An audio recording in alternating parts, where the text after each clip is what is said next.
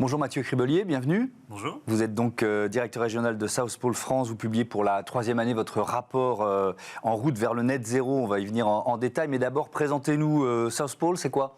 Alors South Pole, c'est une entreprise qui existe depuis 2007 et qui accompagne les entreprises dans l'ensemble des enjeux carbone. Donc que ce soit du diagnostic de départ pour comprendre où sont les impacts, dans l'évaluation de ce que doit être un objectif de réduction ambitieux, dans la co-construction du plan d'action et voire même jusqu'à contrebalancer en fait leur impact en allant au-delà de leur chaîne de valeur. Avec des projets un peu partout dans le monde, c'est ça ? Partout dans le monde, alors à la fois global et local en fait, puisque le carbone n'a pas vraiment de frontières. Évidemment. Et donc vous publiez ce rapport en route vers le net zéro, donc 3e année consécutive. C'est quoi l'objectif ? Alors l'objectif, c'est de bien comprendre l'évolution de tous ces engagements qu'ont les entreprises aujourd'hui. Et en fait, quand une entreprise s'engageait à réduire son impact carbone et de viser le net zéro, je dirais qu'il y a 5-10 ans, c'est plus tout à fait la même chose que maintenant. Donc l'idée, c'était vraiment de comprendre chaque année comment tout ça évolue. Est-ce que ça devient de plus en plus crédible ? Est-ce que ça devient de plus en plus ambitieux, de plus en plus robuste ? C'est quelque chose qui bouge très très vite. On a de plus en plus d'alertes au niveau climat. Et donc l'idée, c'est que les entreprises puissent s'aligner en termes d'ambition sur ça. Donc c'est une forme d'étude de sondage, c'est ça, auprès des entreprises ? Exactement. C'est de comprendre comment elles intègrent ce sujet-là et comment elles communiquent par rapport à ça. Alors ça, c'est un élément important. On va rentrer vraiment dans le détail. S'il y a une leçon générale, quelle est la leçon générale de ce 3e rapport ? Alors, pour cette année, effectivement, pour ce 3e rapport, la leçon générale, c'est qu'on commence à voir que les entreprises, finalement, sont moins enclines à communiquer. Donc, on appelle ça le green hushing. L'idée derrière... Éco-silence, si on veut traduire en français, quoi. Éco-silence, c'est une bonne traduction. Et donc, l'idée qui est derrière, c'est que finalement, les entreprises sont de plus en plus challengées dans leurs déclarations autour de ce net zéro. Et donc, quelque part, elles commencent à se sentir un peu frileuses dans la communication autour de leurs engagements, puisqu'elles ont peur, en fait, d'avoir communiqué peut-être maladroitement, peut-être de manière un peu trop appuyée. Et donc, plutôt que de risquer le retour de boomerang, elles ont tendance finalement à moins communiquer. Ce qui est certainement, on y reviendra, une erreur. Un chiffre, on va en reprendre quelques-uns, 87% des entreprises interrogées se sont donné un objectif zéro émission nette en s'appuyant sur la science du climat. J'ai retenu ce chiffre. Alors d'abord, première question, est-ce que c'est une tendance en augmentation, puisque vous avez 3 années de recul ? Oui, c'est en train d'exploser. C'est-à-dire qu'on a vraiment un standard qui s'est implanté, qui est ce Science-Based Target Net Zero, et qui est vraiment la référence maintenant aujourd'hui, le cadre de référence international pour toutes les entreprises qui souhaitent être crédibles dans leurs engagements. Alors, et en s'appuyant sur la science du climat, c'est ce que vous venez de nous dire, mais c'est intéressant parce que ça veut dire que le constat, il est quasi unanimement partagé. C'est-à-dire qu'on sait que ça commence souvent par une prise de conscience. Il y a la fresque du climat, il y a des claques climatiques reçues par certains entrepreneurs ou entrepreneuses qui viennent nous en parler ici. Donc il y a déjà... comment je peux dire ça, une sorte de connaissance commune, de base commune d'information et de prise de conscience. Oui, il y a un véritable consensus maintenant, particulièrement en France. Dans d'autres pays, c'est peut-être moins avancé, mais en France, effectivement, on constate, parce que South Pole on a des bureaux un peu partout dans le monde, c'est clairement un des pays où on se fait le plus challenger et où on a des experts du coup qui sont aussi les plus aiguisés sur la question. C'est intéressant ce que vous dites parce que quand on est une entreprise globale, mondiale, c'est pas si facile. C'est-à-dire que parfois les Français sont un peu en pointe, mais il y a d'autres pays, notamment des pays émergents, qui disent vous êtes bien gentils, mais vos objectifs zéro carbone, nous, faut qu'on avance, quoi. Oui, c'est très compliqué. Parce derrière même la notion de neutralité carbone, des fois, donc on entend dans les entreprises, elle n'est pas interprétée de la même manière en France, aux États-Unis, en Australie. Donc c'est effectivement parfois délicat pour ces entreprises-là de communiquer. Alors si on regarde les motivations des entreprises, il y a plusieurs critères. Moi j'en ai retenu un pour 32% des entreprises interrogées. Le plan d'action climatique, c'est un critère de positionnement et d'évaluation vis-à-vis de leurs concurrents. Alors déjà, il y a une leçon qu'on tire souvent sur ce plateau. Est-ce que vous diriez qu'une entreprise qui ne prend pas ce virage bas carbone, elle se condamne à régresser finalement ?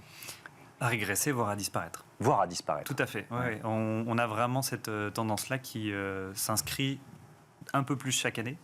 Et ce n'est pas que des questions de positionnement par rapport à la compétition, mais c'est aussi des questionnements RH, les jeunes talents. Ils ont besoin attirer des talents ou les retenir. Exactement. Voilà. Donc c'est vraiment toutes les dimensions de l'entreprise maintenant sont impactées par cette question climat. Donc il y a effectivement des considérations stratégiques en termes de positionnement, mais pas que. Le financement aussi. Le financement, les investisseurs se challengent de plus en plus. C'est clairement l'investissement financier, c'est quelque chose qui a été vraiment identifié comme étant un levier efficace pour engager l'action, effectivement. Ouais.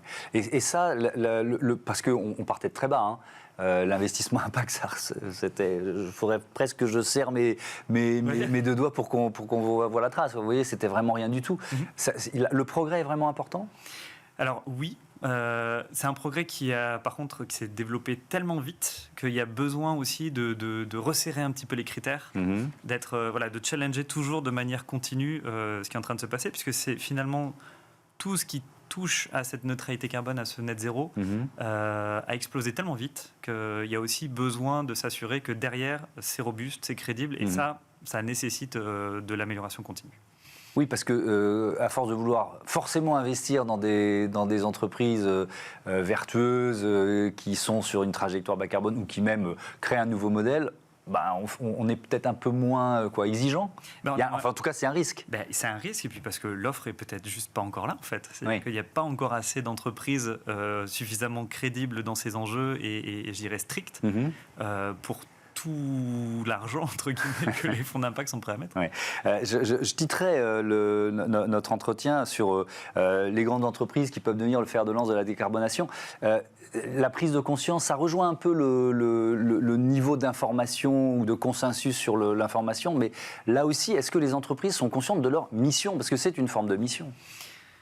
Alors, je pense que oui.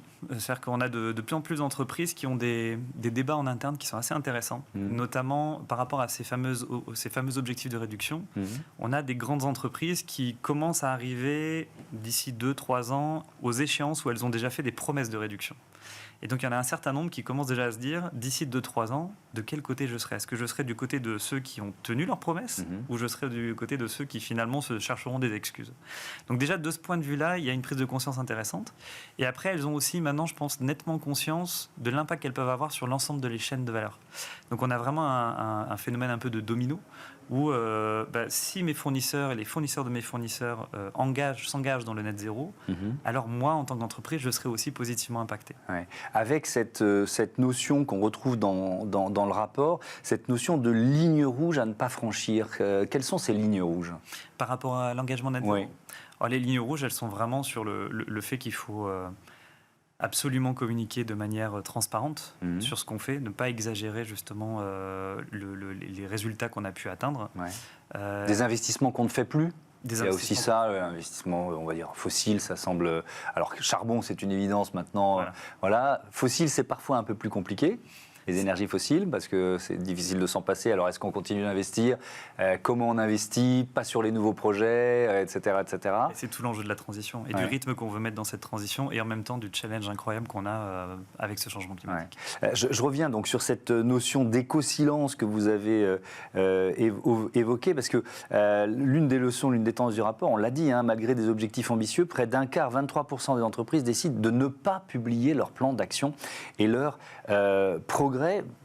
Pourtant, on a vu, moi c'est une des informations qui m'a vraiment frappé dans le mois écoulé, on a vu le Crédit Mutuel, donc une grande banque et la Maïf, grand assureur, annoncer le même jour que l'une, Crédit Mutuel, consacre 15% de son résultat net groupe à un dividende sociétal et la Maïf 10% de ses bénéfices à un dividende écologique. Donc là, est-ce que ça peut être le début d'un mouvement en France, en tout cas, et pourquoi c'est important ce qui s'est passé ce jour-là pour... Alors, ça c'est très intéressant parce que c'est quelque chose d'assez nouveau et quelque part c'est des outils un peu différents qui commencent à apparaître et qui sont quelque part plus simples à mettre en œuvre pour les entreprises. Parce que finalement, quand on veut tendre vers le net zéro ou quand on veut se déclarer neutre en carbone, ça nécessite tout un tas d'actions qui ne sont pas forcément simples à mettre en place au niveau des entreprises, avec le côté je dois calculer mon impact de manière vraiment robuste et complète, je dois avoir un engagement de réduction qui soit aligné avec la science, je dois avoir contribué à des projets de compensation à travers un volume qui correspond, qui contrebalance ce que j'ai pu émettre. Tout ça est quand même assez compliqué à mettre en place. Quelque part se dire, finalement, au lieu de rentrer dans quelque chose d'aussi complexe, j'alloue une partie de mes résultats à des projets qui ont du sens. Finalement, c'est assez simple à mettre en œuvre. Donc peut-être qu'on est au début effectivement d'une nouvelle mise en œuvre plus simple de contribution à des projets positifs. Il faut juste s'assurer que cette contribution-là, elle soit assignée à des projets qui sont effectivement crédibles et robustes et qui soient capables de démontrer qu'il y a eu effectivement des résultats sur le terrain. Et ce qui permettra de communiquer également, efficacement et dans cet objectif de transparence. Merci beaucoup Mathieu Crivolier, c'était passionnant et je vous dis à bientôt sur Bismart. On passe à notre débat avec ces centres de données nouvelle génération à découvrir.